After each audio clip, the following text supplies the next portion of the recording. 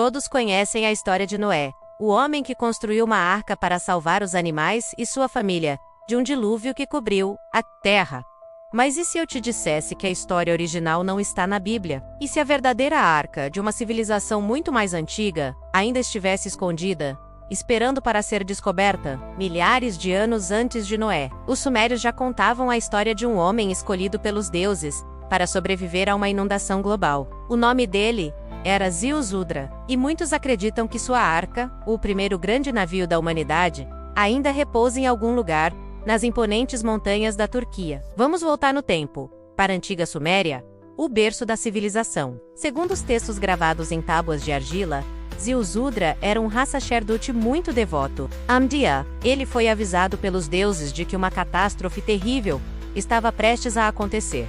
Uma inundação que destruiria toda a vida na Terra.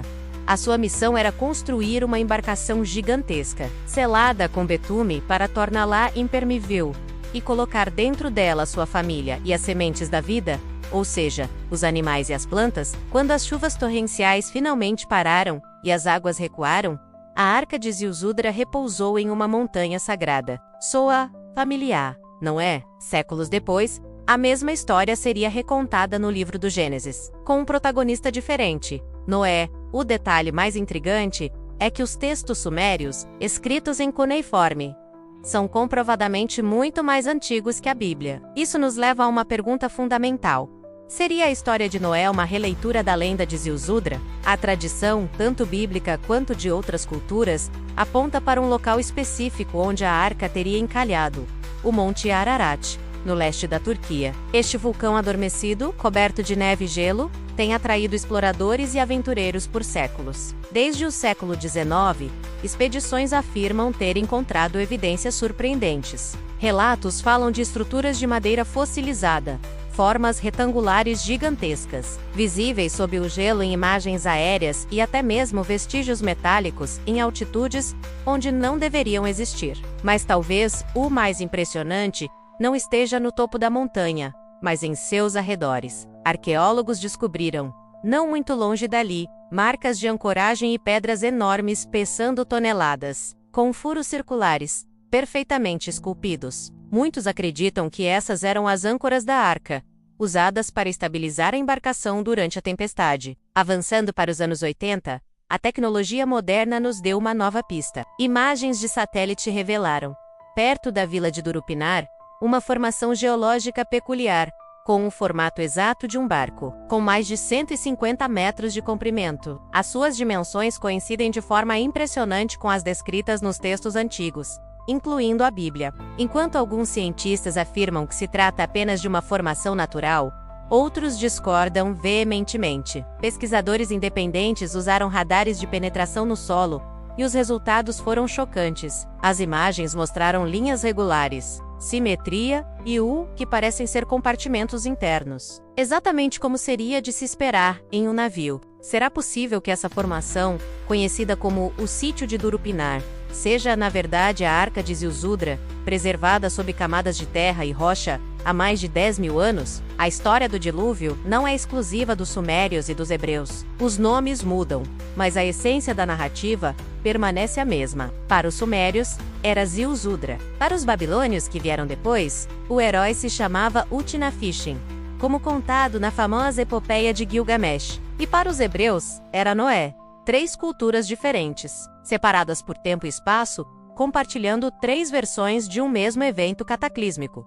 Como explicar tantas coincidências? Seria a prova de que um dilúvio global realmente aconteceu, um evento tão traumático que ficou gravado na memória coletiva de diferentes povos? Ou seria uma lembrança compartilhada de um cataclismo planetário, talvez causado por um impacto cósmico, ou por uma mudança climática brutal e repentina, no fim da última era do gelo? Mas aqui, a história toma um rumo ainda mais misterioso. Algumas teorias, consideradas proibidas pelo meio acadêmico tradicional, sugerem que Ziusudra não era apenas um homem. De acordo com alguns estudiosos dos textos sumérios, ele poderia ser um híbrido, alguém com uma conexão direta com os deuses, os mesmos seres que os mitos chamavam de Anunnaki. Segundo essa interpretação, a arca não era um simples navio de madeira. Seria, na verdade, uma espécie de embarcação tecnológica, construída com conhecimento avançado para resistir a forças cósmicas, muito além de uma simples inundação. E o mais inquietante de tudo,